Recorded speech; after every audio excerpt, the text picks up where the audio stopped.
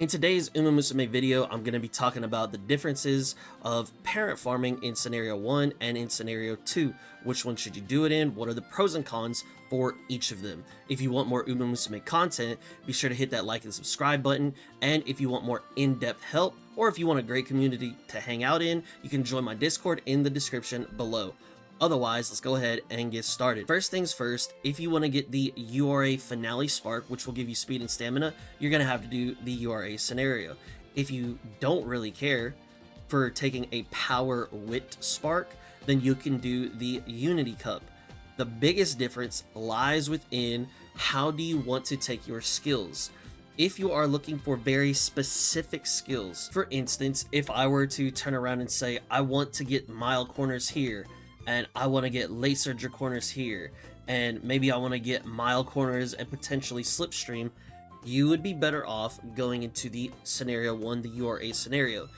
If you don't really care what skills you get and you look at the white sparks as the cherry on top, scenario 2, the Unity Cup, would be much better for you. If you really want to just grab the blues and the pinks and make sure that those are aligned so that way you can have a better chance of getting an S distance, go for scenario 2. The Unity Cup also has a very big benefit with the mechanics that it gives to you.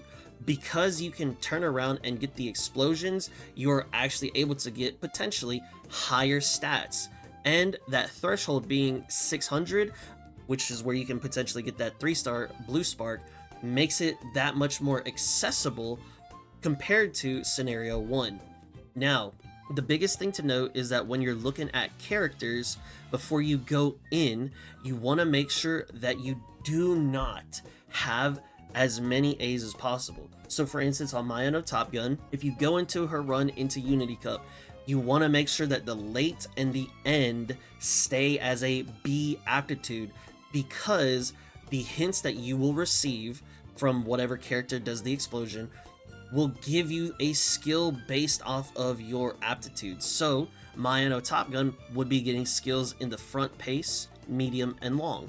Now, she will have a smaller chance of getting a late or an end, as I've seen that happen to me, but it is just a small chance. The majority of the time, you will get long, medium, pace, and front. So you want to make sure that your aptitudes are as small as possible because you want to have a smaller pool to draw from. With the ability to hit more stats, getting 4 out of 5 or maybe even 5 out of 5 from speed, stamina, power, guts, and wit to 600, that's going to be great.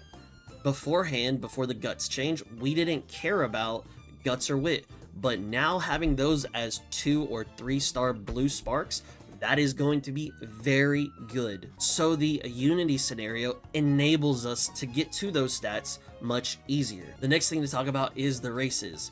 As far as which one should I be focusing, I want to go and grab all the G1s. We're not worried about G2s and G3s. I only want the big name G1s that character can run.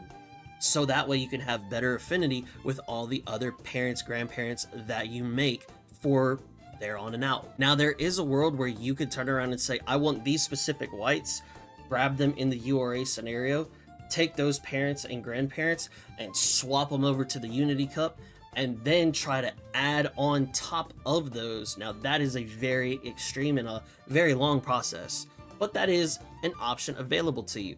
If you just want to do one or the other, you're more than welcome to do that. For me, I'm going to be going after the Unity route. Let me get the blues and pinks to be aligned. Let me get a couple whites to just kind of be a cherry on top, and let me roll with it. Whenever Gentle Donna comes out in the very far future, then my plans will change because she's going to get the best treatment.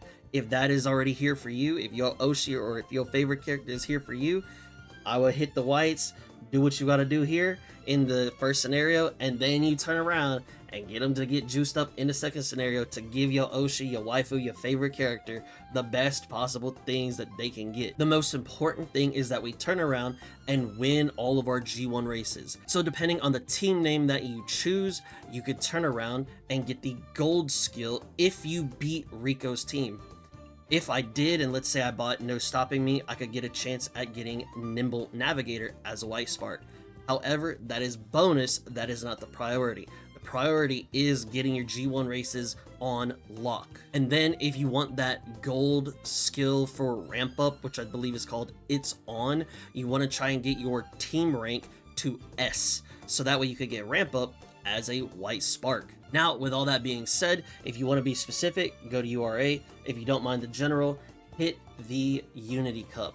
And honestly, I'm gonna be hitting the Unity Cup, and this is what I'm about to do as soon as this video is done. So that's all I got for this video. If you have any other tips and tricks, leave it down in the comment section below. If there's anything else that I missed, please do the same thing there. If you want to see more Umamusume, Chaos Zero Nightmare, or any other games that I'll be interested in the future, be sure to hit that like and subscribe button. Here is a massive shout out to my current channel members. Thank y'all so much for the continued support. It means the world to me. And if you'd like to become a channel member, you could do so by hitting the join button down below. And last but not least, be sure to share this video with your friends, with your family, and with your friends' family, so that way we can know, where are we even supposed to spark farm? Where are we even supposed to parent farm?